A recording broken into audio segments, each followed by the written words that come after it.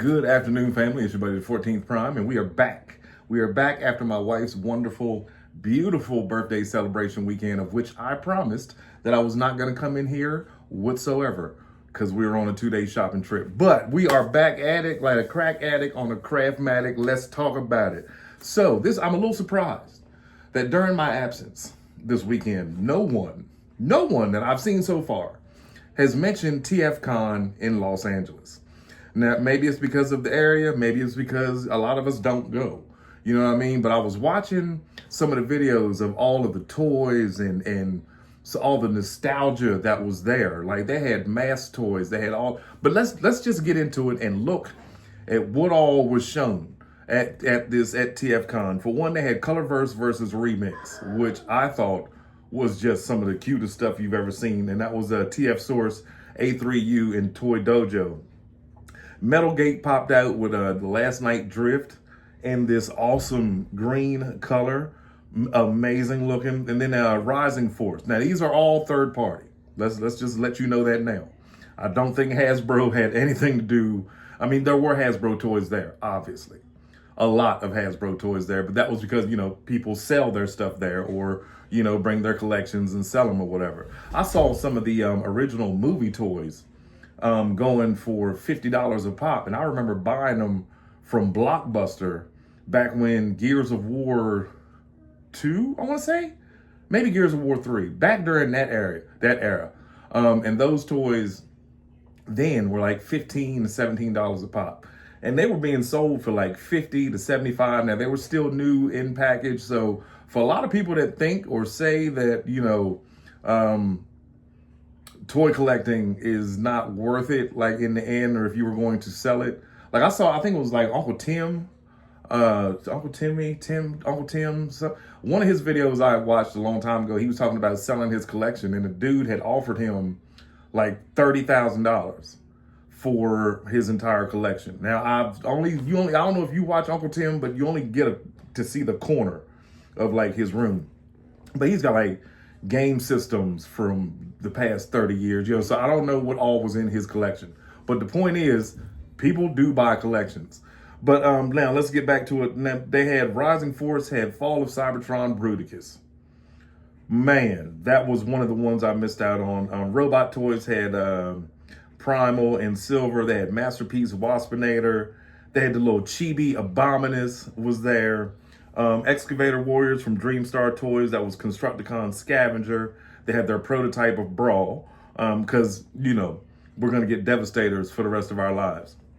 DX9 showed up with DX9 Mini 10, Mini 09A, Mini 09B, Mini M01. Dr. Wu showed up. You know how Dr. Wu does it. They always have the little team. No, not my Wu. Not Wu-Tang. I'm saying Dr. Wu.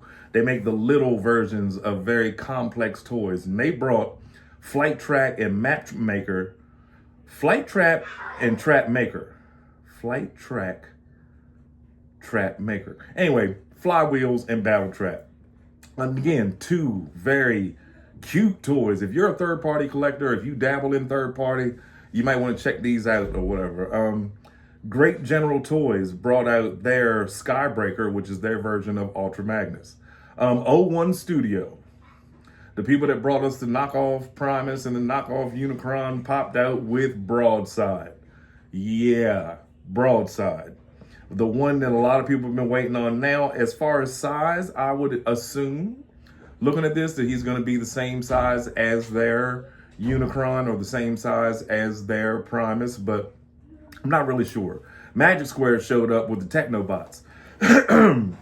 And as far as Hasbro is concerned, I know y'all are waiting, or y'all can't wait to reveal that your next combiner is going to be Defensor, duh.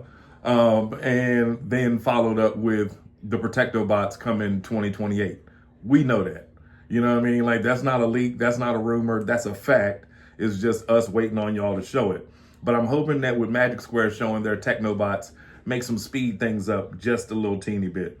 Now, also, the DNA showed up with their DNA kits, and I showed that off last week. The upgrade kit for Onyx Prime and the upgrade kit for TF1 Starscream. They also have the Genra-ish upgrade kit for animated Optimus Prime. New Age showed up, and I showed that last week with the new Wreck Guard that they've got. Fans Hobby popped out with Trigger Man and Blue Sky Flame, which is Armada Jetfire. Absolutely amazing looking. Fantastic Model, another awesome company that I had never heard of, showed up with their cop, who's Prowl, of course. It's their FM07 is Cop, FM08 is Smoke, FM09 is Flash, and that's Prowl, Smokescreen, and Blue Streak. 3 incredible looking toys. And then wrapping it up, we had Fans Toys. They showed off Strafe and Nose Cone because they're also doing their own version of Computron. And then Mastermind Creations kind of closed it all out with Long Haul, Alter Beta, whoever that is, Laserbeak, Ratbat, and Super Genrai. So, as I'm putting these pictures together with me telling you and reading off who all these toys were, man, I tell you what, it's a great time to be a collector. Whether you collect Hasbro, whether you collect, third party, if you do a little mix of both. I like a little. If I do this is just me. If a certain company has a certain toy that I want, but I don't like the Hasbro version, I go with them. You know what I mean? Like, as third party. And I'm gonna be honest with y'all, I gave up on Bruticus. I did. I pulled the trigger and said, you know what? I'm not doing this. I'm not doing it. I took Brawl back. I took Vortex back. And I took Blast Off back and said, you know what? Nah, they were still in the box anyway. You know what I mean? Like, I took it out, did a short with Vortex and put him back in the box. And I've never touched it since. And that's how I knew. He doesn't belong in here. And, I know a lot of you, like, as for me, my collection, I'm not going for cartoon accurate. I'm not going for screen accurate. I'm not going for movie accurate. I'm going for what I want. You know what I mean? It's not about, to me, I'm saying to me, y'all's collections are y'all's collections. My collection is about what I want. And I just don't feel like waiting for however long or whenever to get, all the rest of these toys to make yet another combiner that'll just sit. Because like out of all my combiners, I play with the Devastator, I play with my Bruticus. The one I don't touch, Superion. And that's what made me think, yes, the frame system, I don't care. I think it does do great, especially if you do stop motions or you need your toys to pose and have the strong legs, the strong arms, or you wanted to do the Devastator scene with him holding, the Dinobot in the air, whatever. Yeah, cool. And I get it. And a lot of people are still telling me, hey, you're really going to you're going to kick yourself for not buying that Devastator. Maybe one day, but just not now. Yeah, I don't want it. Like, I'm one of those guys, I can look at something and whether it's new or not and be like, I don't want that. Just like I looked at Vortex and the rest of them was like, I don't want a Bruticus that's 11 inches. You know what I mean? I don't stay a scale across the board. I get all that. I get it. But I'm just saying the fun factor of when my wife and my son go to sleep and I got off the phone with all my grown kids and it's time for me to have my me time and I come in here, I want to play. You know what I mean? I want to have battles. I want to have fight scenes. I want to do all that stuff. And it's just not fun to me if my fight scene is a toy I don't want to play with. Does that make sense? You know what I mean? So like when I looked at it, like in the overall, I like that Vortex just didn't do it for me. There was no excitement. There was no happiness in it. There was now the other two, cool. Yeah, I give you that. But as for me, I like my stylized, oversized 18-inch Bruticus. I like my giant Devastator that is hard to pose, but he looks great and his eyes light up. You know what I mean? To me, that's the fun factor. I want to have fun with it. I don't want to just set it up, stand it up, and then stare at it. You know what I mean? Or pose it on a shelf and then just come in here and look at it. No, I want to take it down. I want to transform it. I want to put guns in his hand. I want to fight. I want to do some other stuff, make a stop motion, and then put it back, however. I want to transform it back and forth. I want to do a short with it and put it back and forth. You know what I mean? To me, it's about fun when it's to me. And if I'm not having fun with it, I don't need it. I don't want it. You know, I had more fun with the exosuit Spike and Daniel because I bought 2. I should have bought 3 and gave Carly 1, but she wasn't in the movie.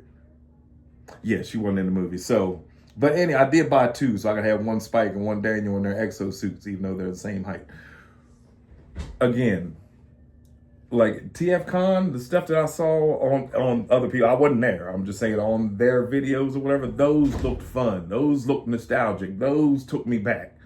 Those looked like something, you know, fun to mess with.